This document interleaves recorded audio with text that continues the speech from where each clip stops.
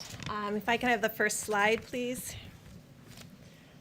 So always, and that's what this slide is labeled, is goals of community mitigation. Really highlighting that this begins in the middle and the end with community. It is community and the community of the American people that are going to have to do the things for the next 30 days to make a difference. I think you know from that large blue mountain that you can see behind me, and I just want to thank the 5 or 6 international and domestic modelers from Harvard, from Columbia, from Northeastern, from Imperial, who helped us tremendously. It was their models that created the ability to see what these mitigations could do, how steeply they could depress the curve from that giant blue mountain down to that more stippled area. In their estimates, they had between 1.5 million and 2.2 million people in the United States succumbing to this virus without mitigation. Yet through their detailed studies and showing us what social distancing would do, what would happen if people stayed home, what would happen if people were careful every day to wash their hands and worry about touching their faces, that what an extraordinary thing this could be if every American followed these. And it takes us to that stippled mountain that's much lower, a hill actually, down to 100 to 200,000 deaths, which is still way too much. Thank you very much, Dr. Birx, Mr. President, Mr. Vice President. So what Dr. Birx has really said very simply is that there are really two dynamic forces that are opposing each other here. As I've mentioned several times in our briefings, the virus, if left to its own devices, will do that dark curve that Dr. Birx showed you. The other dynamic force is what we are doing, what we're trying to do, and what we will do in the form of mitigation. Now, these are very revealing bits of data because you saw what happened in Italy, where you make the turn around the curve and you go. That doesn't happen all at once. It's a stepwise fashion. And if I explain the steps, which I will, you'll see why we are really convinced that mitigation is going to be doing the trick for us.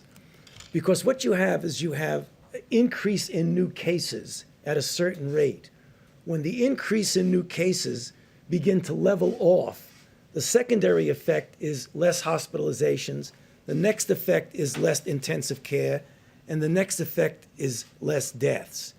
The deaths and the intensive care and the hospitalization always lag behind that early indication that there are less new cases per day, the way we saw in Italy, and the way we're likely seeing, I don't want to jump the gun on it, we're seeing little inklings of this right now in New York. So what we're going to see, and that's we got to brace ourselves, in the next several days to a week or so, we're going to continue to see things go up. We cannot be discouraged by that because the mitigation is actually working and will work. The slide that Dr. Birx showed, where you saw New York and New Jersey, and then the cluster of other areas, our goal, which I believe we can accomplish, is to get the hotspot places, the New Yorks, the New Jersey, and help them to get around that curve. But as importantly, to prevent those clusters of areas that have not yet gone to that spike, to prevent them from getting that spike. And the answer to that is mitigation. Now, the 15 days that we had of mitigation clearly have had an effect, although it's tough to quantitate it because of those two opposing forces. But the reason why we feel so strongly about the necessity of the additional 30 days is that now is the time, whenever you're having an effect, not to take your foot off the accelerator and on the brake, but to just press it down on the accelerator. And that's what I hope and I know that we can do over the next 30 days. And as I said the other day and on one of the interviews, we are a very strong and resilient nation. If you look at our history, we've been through some terrible ordeals. This is tough. People are suffering. People are dying. It's inconvenient from a societal standpoint, from an economic standpoint, to go through this. But this is going to be the answer to our problems. So let's all pull together and make sure, as we look forward to the next 30 days, we do it with all the intensity and force that we can. Thank you. As a nation, we face a difficult few weeks as we approach that really important day when we're going to see things get better all of a sudden.